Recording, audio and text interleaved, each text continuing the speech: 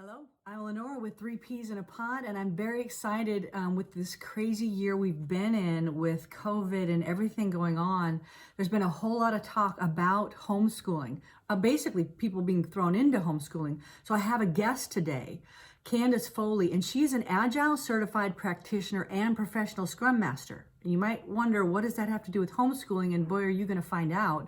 So before I introduce her, I want to say, just so you are sure to know, you can contact her afterwards at info@agilehomeeducation.com to get a free ebook after you hear this interview, because you're going to want to know more.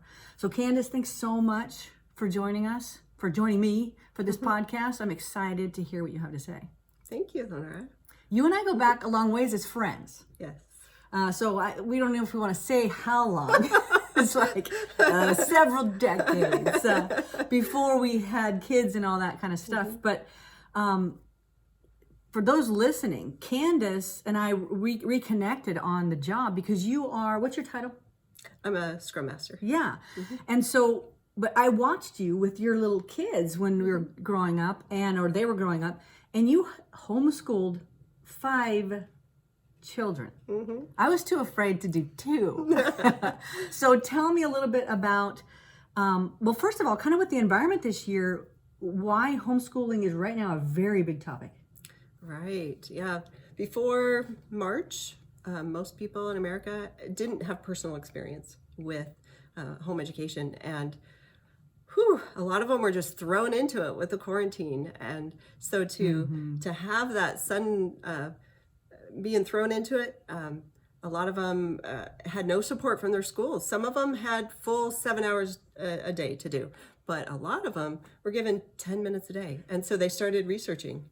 Yeah, because it's been a massive change. It was a massive change for the schools, a massive change for the parents, a huge change for the children. I mean, this was, as everyone said that word, unprecedented amount of change. But again, like you said, everyone was thrown into homeschooling one way or another, whether you had little to no support or quite a bit because of who knows what about the model. Right. So you were saying, what was the statistic of who's looking into homeschooling now? 40% by a poll done by the American Federation of Children. 40% of parents are considering it for after the quarantine lifts. Wow. So coming up in this next school year, a lot of people are thinking, gosh, maybe I will continue to homeschool. And because what are some of the concerns people have and why they're thinking about it right now? Oh, a lot of different reasons. Some of them are realizing, wow, I'm really enjoying having the time with my children, but also concerns over their kids having to wear a mask or even being exposed. There's both sides of it. Mm-hmm. Also, being some people not wanting to be forced for the immunizations and just the control. And so lots of different reasons. Yeah, a lot of reasons to consider. And so if you are thinking about homeschooling, again, I wasn't in any kind of pandemic when my kids were in school, and I thought about homeschooling at times, and I train. I do training for a living, or did. Mm-hmm. And yet I was like, I don't think I could do that well. And then here's you who homeschooled 5 kids. Can you talk about a little bit of how you got started, what the age ranges were, and what even was that like, 5 kids? Wow, yeah. Starting, I'd like to say the reason why I did it. I think that's a huge thing for me. I met a family with 9 kids. Like, 9. Who has 9 kids? Not very many families. But it wasn't just that. They were all polite, and they actually talked to adults. And I had never experienced that before. I thought this has got to be some statistical anomaly, impossibility, that there's actually maybe 4 or 5 of them were teenagers, that they were all actually nice. All 9 of them. All 9 kids that could talk. And it just got my interest. I said, what is this? Where are they so good at connecting with adults? Right. What is this homeschooling thing? So I looked into it. By the time I had kids, I think I was pregnant with my first at the time, and by the time I actually he was hitting about 5, I had researched a lot. I talked to maybe 30 homeschool families. Oh wow! And how'd you find them? I started going to conventions and started meeting people, and I just kept asking because there were so many choices back then. Probably over 25 years ago. There are so many more now. It's just so overwhelming to new homeschoolers if they don't have some kind of guidance. So I asked these 30 families and heard these same programs over and over that worked for various people. So that's what I went with to start. It got me started. Wow. And so your kids, at what point, what was the age ranges they were in while you had them and the differences? Oh, yeah. So 5 kids over 9 years. Yeah. Wow. Okay. So that was a challenge, Yeah. having different ages, but I discovered a secret. And that's one of the things I want to share. Wow. A secret that made it so much easier having so many different kids. Wow. So, when parents are homeschooling, because I know you're going to talk about several, that secret you're talking about, but what are some of the main struggles that homeschooling parents faced? Oh, yeah. Most homeschool parents, and most of the reasons people don't homeschool is feeling that you're inadequate to the job, that you just can't do it. And I think the second is relationships in the home, because you have sibling rivalry, especially when you have more than one kid. And they competed. And they competed with each other. And if you add a third, then they're each competing with each other. I mean, it just multiplies. And so, but also parental authority. So relationships, what's the power struggle between the kids and the parents, or the parents and each other, over how the education goes? The third one is what and how to teach. Yeah. Yeah. Didn't you say you went to a conference and felt like how many years worth of stuff you saw? Yeah. So, oh man, one of my initial, I think the oldest was maybe 10. And I was just starting to ramp up thinking, okay, I got to get a little more serious on what I'm choosing them to do. And the older ones. And I had some things they were doing, but I thought, okay, we're getting into the, almost junior high coming up soon. And I walked around the convention and I just started going, oh, I should do that. Oh, I really should do that. And I saw program after program that was amazing, because by then, 10 years after I started having kids, I'm looking around going, oh, there's so much that's good. I've got to do this for my kids. You probably want to do it all of it. And I was feeling, it was bringing me down and down. I was feeling crushed. And about a half hour into that feeling, it suddenly dawned on me. It would take me 100 years to cover just the books that were in that. I'm like, I don't have 100 years with my kids. I'm not going to homeschool. And they probably don't want to be in school for 100 years. But that was so freeing, because I realized if there's 100 years worth of stuff, I have some choices here. I have some ability to choose. And that's another secret I want to share, because it just... to choose how to choose what to teach them and how to teach them. It's just, there's so much out there. You could be overwhelmed, but there are tricks on how to choose what your particular child needs. Wow. Yeah. Wow. So did you want to share a story, or do you want to start going into some of those 5 things? Oh, well, let's see. I think I can start going into a couple of them. Okay. I touched a little bit on, how I taught as a educator, and how it made it so much easier. The way I taught my kids, I didn't look at myself as the teacher.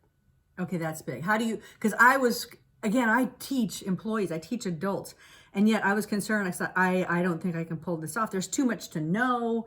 I don't want to deal with all this, necessarily the homework, and it just seemed overwhelming. So how on earth did you not see yourself as the teacher with 5 kids to teach? Well, think about it. K through 12, 5 different kids, 5 different personalities. How would I master everything? How do I master Latin and Spanish and, history and science? And, how do I master all those things and teach every single one of them?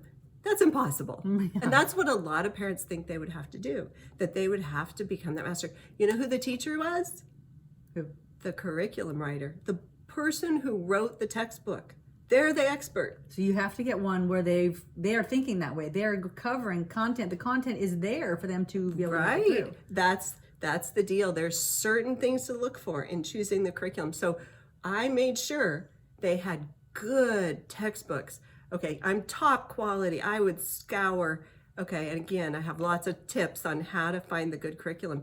But having that good curriculum was key. But then I was the coach.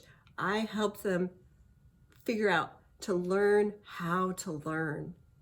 Okay. Wow. If you teach them how to learn, and then I'm the tutor, I'm the coach, I'm encouraging them along the way. I'm helping them set the pace that they can handle and they can enjoy. But learning is exciting. Learning is a discovery, and it was the same for me as for them. I was learning alongside them, and they could go, and then they would hit a roadblock, and I'd help them with that roadblock.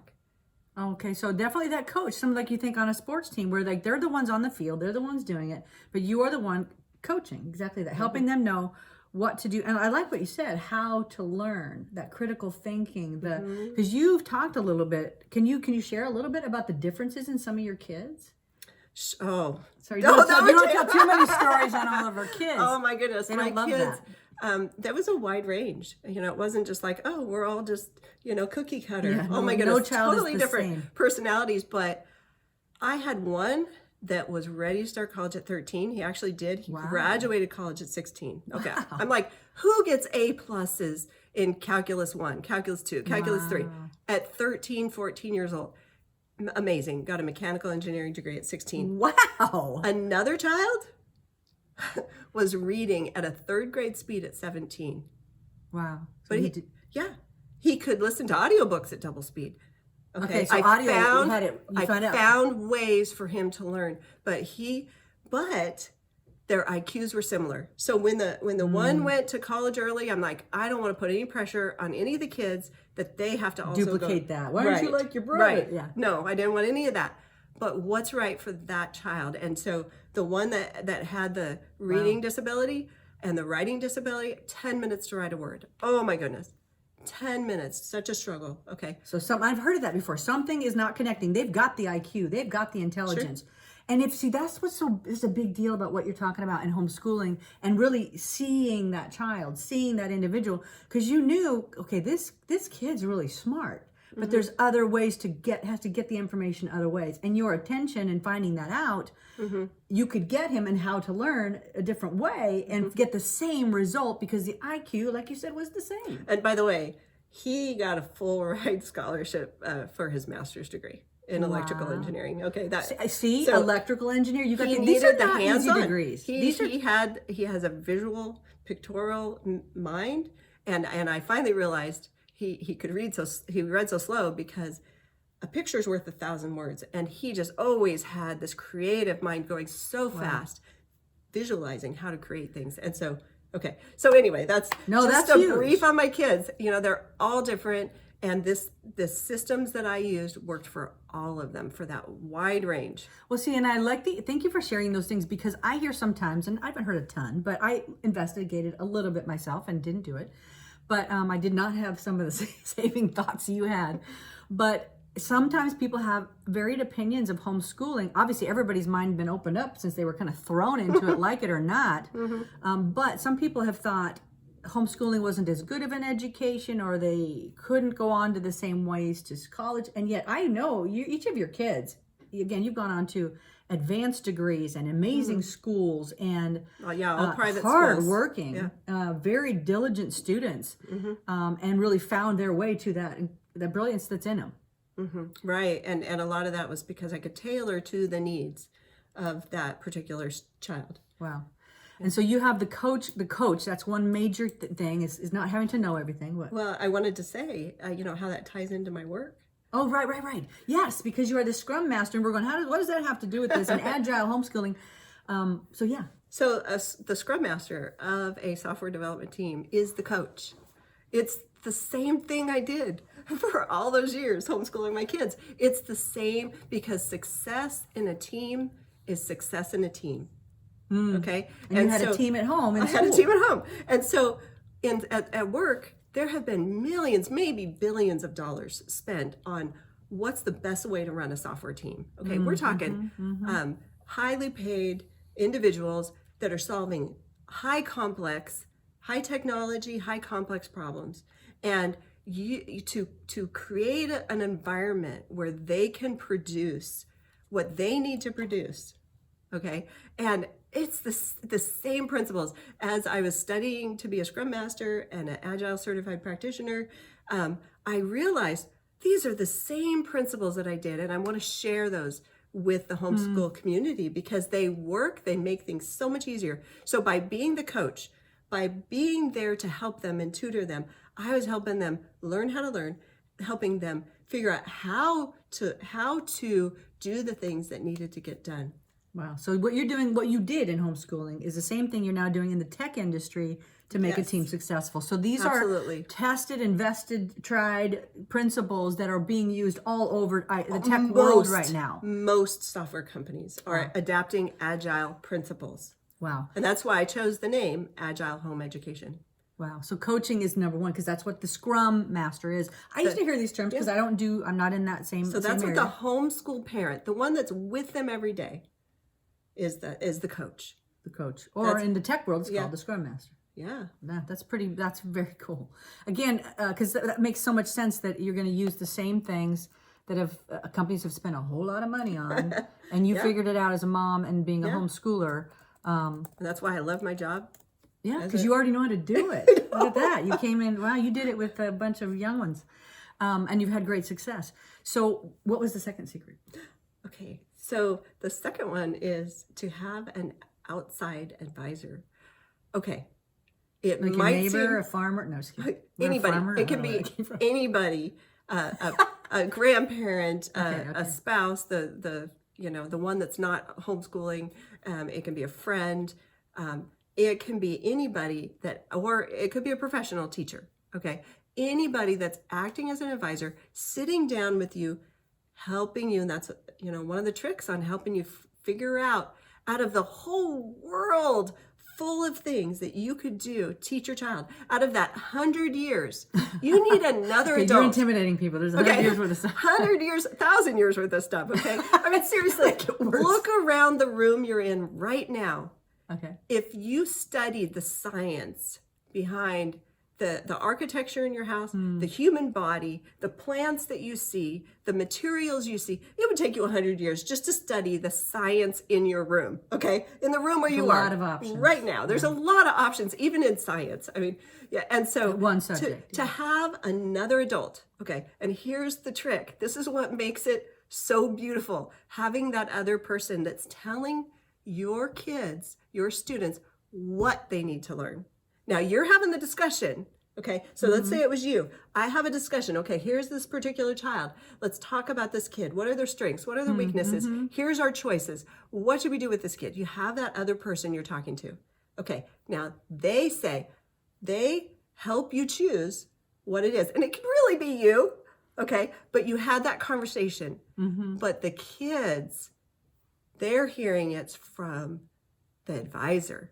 So you're planning things, you're the coach when they're doing it, but they're kind of getting their assignments from the advisor? Right. So here's how it worked, how it played out for me. And I kind of fell into this as the kids got older, because there is usually a power struggle when kids become teenagers while they're homeschooling. Really? Okay. Yeah. And the kids, I mean, you think, okay, if you've had teenagers, they're trying to grow up. They're trying to gain some independence, but they're still kids at the same time. Right. And so they want to argue every little point of what needs to be done. The negotiating. They want to negotiate. Okay. Some more than others. So here's what I did. I did it pretty simple. I still wrote their list for the week. I handed it to their dad, and he handed it to them. So you kind of did all the work, but it separated the power struggle. So simple. Separated the power struggle, because then I could say to them, you're accountable to your dad. So if it was you, I would say, you're accountable to this advisor, okay? She's a smart lady. She has helped to figure out what you need to do this month, okay? And it's good to have a chunk of time this month, and here's your list. And let's sit down together and figure out how you're going to get this done. What's the best way to learn this? And then I'm on their side. I'm in the boat rowing with them, right? And that's the beauty of it during the work week. With questions. And it's beautiful. Yeah. It takes away, it's just like power struggle's gone. Wow. I mean, so, well, not 100%, but they're Well, kids. yeah, a lot of it. Yeah. So then you, whether, again, if you don't have a husband there, or you could, maybe the husband is the coach and you're the advisor, or Sure, you've got a grandparent or an uncle or somebody that is helps that accountability. So it splits up, reduces that power struggle. And you've also got someone to bounce the ideas off, gain some clarity, and I'm betting there's other options too where you can even bring in some type of third party that way. Oh, sure. Sometimes you can hire a coach for a certain amount every month, and they help you sit down and help you find out what's good for that particular child. Yeah. Nice. And then you have a couple more, and we know you actually, again, you guys, you can get contact Candace by email. And again, just a reminder, as I can see what this is, info@agilehomeeducation.com. Email her and you can get a free ebook and learn more. And then, because Candace, again, has had great success, she's now been officially certified in the tech world, doing what she, in a lot of ways, did as a mom with 5 kids. And again, you guys, I know these young adults that have been very successful in higher education and really know how to tackle something because they've been taught how to learn, not just given information. Right. And I think it's very possible that had you had a quote special learning needs, they could have been given a very different perspective on their abilities because you see it over and over if you work with young people. They're all so stinking smart, but you need to connect. I know one, and sometimes the way she would text, you would never know, or communicate, you would think, well, this is confusing. But if you know her, she has got such strength and intuition. It's beautiful. Right. So you got to pay attention to the individual. Yeah, but that's a personal story too, because I was in special ed for my reading struggles, and so one of my kids inherited that a little worse than I had it. But this is Thank you. You're welcome. No, this is what happened to me. Is I moved in the 8th grade, and somebody forgot to pass that on with me. So you didn't. That right in the middle at Christmas time. And I, right at the holidays, the break, I moved from Nevada to Washington. And somebody forgot to say I was in special ed reading. And the other thing that happened. And so did that help you? Well, because in my old school, I was one of the dummies. Oh, okay. You weren't, but see, you I know what it's like. I know what it's like to be the special ed kid. Wow. But I had just had a teacher the year before I moved recognize I could do math. And so she bumped me up into a higher class. So when I moved schools, I went from being considered one of the dummies to Washington. No, they didn't say that. You just felt that way? I mean, felt clearly, that way. the school's not kids saying teased. that. No, the kids teased. Okay. Wow. Okay. So, and yeah, I felt, I know. And then I moved to the other school, and suddenly I'm one of the geniuses because I'm a year ahead in math. Wow. And so I what went, that did for your I went, self-esteem? what? No, I realized, I'm the same person. And so I've always realized that, there are a lot of kids that are stuck in that cycle of special education. There's a lot of good schools that work really hard to help them, but there's a lot that have been just missed. And I do think that home education really can help the students that have discrepancies. And there were times when a couple of my kids were 3 years ahead in math because I love math, okay, and 2 years behind in English. And and your strength kind of fed their strength, but also just where they were. But then they would bump it up 3 years just in a couple of months. They just were ready. They hit a point and they accelerated. So yeah, I know even with my 2, and they were in traditional school, and they were in some private schools when they were littler because of things I really wanted, and later they were in public school. But I know one of them, just picked up everything so fast, and the other one, and boy, they were so different. One would see, the one that didn't pick up things as quickly at the beginning had a profound imagination, saw everything in full color, where the other one's like, hey, I can barely imagine a stick person. But it was what was the easy button with certain academics, but yet a slightly different timing, and then boom, it would click for the second one, and she was just as stinking smart. So you have to know that individual, and that, I don't mean to be dogging schools at all, because there's so many different types and types of schools and teachers, but knowing that individual, helping plug into their strengths is huge. And you do have that opportunity with homeschooling. But I know for me, if I was to ever consider that again, which I'm not going to go through that phase of life again, kind of glad about that. But gosh, if I'd have known some other ways, I would have considered certain other things. Although thankfully we had some great teachers, which is a big key. I'm a huge advocate personally of parents having a lot of choices because I care so much about that individual young person and their learning. And sometimes when a school knows you have a choice, they have to step it up in ways. And I'm not to say teachers work incredibly hard. So hard. And they have so many students. Oh my gosh. So the last thing I want to do is tell a teacher they're not working hard enough, because they are working hard.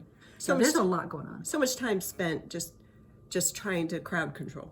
It's just really hard for those teachers. Sometimes they have so many distractions, so many different papers to grade, and oh my goodness, it's hard. I think for me though, one of the biggest things was home education was discovery. It was discovery for me. It was discovery for my kids. And, public education for me was just a drudgery.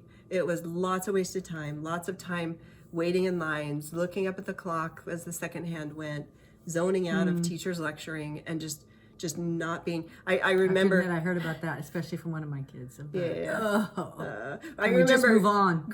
After graduation saying, what did I just learn? I could not actively remember anything except for the Schoolhouse Rock songs. That was Saturday morning television. I know. So I'm like, how what did I just learn? And yet that's again another reason that it took a lot of the freedom. It gave me a lot of freedom to say, okay, I can choose what I'm teaching this particular child. And my 5 secrets for homeschooling, they help to hit those 3 things that most homeschool parents struggle with. When you said the coach, the advisor, and what's the third thing? The third one, you were community. Probably just going to say that. Okay. So the third one's community, and I go into it more in my ebook. And the fourth one is the team. Of course, you got to have, who are you teaching? Right? Yeah. Who's the team? What are they producing? Okay. You're right. Like in the tech world, the same thing. This team, they've got to have certain things, their outputs they have to do, and it's about like in every couple of weeks, or the way the new style is, which I shouldn't be saying anymore because I don't really know what I'm talking about. But and the 5th thing is celebrations. It's so important to have celebrations. I did forget to say, when I said the advisor for the home education. In the tech world, they're called a product owner. Okay, sounds fancy, but it's the same thing. They are basically looking at the whole world, at the whole business world, everybody who's going to use that software product, and they're having conversations with all these people that are going to use that software. What do you want? What's most important to you? What should we work on? They do all this research, and they come back to the team and say, this is what you should do. Okay, that's it. So the coach is that Scrum Master. That's me. I'm the coach, and I help them. Yeah, I help them do the work. And then the advisor is the product owner. And he tells us what to work on. Okay, or he or she. Yeah. What's the next, in my group, the next most important thing for them to work on? Yep. Okay, and then you've got community. You want to make sure you're doing those celebrations because you've got to reward the good efforts. So your ebook covers all those different topics, right? It does. But when you look at all these things that I'm covering, they help with those 3 biggest struggles. They help with relationships. Okay? They help reduce the power struggles and help with sibling relationships. That's all about the team. How is the team working together? And there's so many positive things that are taught through Agile, and that I just accidentally discovered as I was homeschooling my kids on helping them be a team together, and that team identity. And so that the relationships and the confidence that you can do it. Yeah, well, this is huge. And I know, again, you're a certified, say it again. An Agile certified practitioner. Yeah. And you've successfully homeschooled 5 kids that have done very, very well in advanced education. But also, besides that, you have also, in the past, you did work that was, you put together a number of videos or a number of things on science projects, because you dealt with science projects, and so many parents have struggled, as did I, with science projects. And I think you had so much, you were a parent, you were not a teacher, but you did so much that helped the teachers and helped families that you got an award as if you were a teacher from the school, didn't you? From the state science fair. From the state science fair, you were given an award that a teacher usually gets because you were a parent that so successfully helped us. So I say that because I want people to realize you really can see some of these things, click into how this is helpful and make it simple, break it down, and people have done really well with it. You had, I mean, this was back years ago, and you had how many, like, I don't know, some crazy number of views back then? I think it's maybe over 150,000 views, which isn't, was a that's lot back then. Yeah, no, back then that was like 1 million or 5 million. Who knows? And the award was actually Science Teacher of the Year, and I had to laugh because if you hear the way I do science, it just is so much easier than So you got the way. a Science Teacher of the Year award, and you were not a teacher, but how you help people get this, and you got it from the state science fair because I taught people how to help their kids do science fair projects. Wow. So here's what you need to do. This is about Agile Homeschooling. You need to get her ebook. So again, info at Agile Home Education, AGILE, home, spelled out, education.com. Okay. So email Candace, get this information, stay in contact with her. She'll have more things down the road in the future. Candace, I love hearing about this. As soon as you really explained more to me, I said, okay, we need to do a podcast interview. So get a hold of this material. Candace is fantastic. She's got great results, and she's done it before. She's doing it again. So thank you so much for taking the time. Thank you.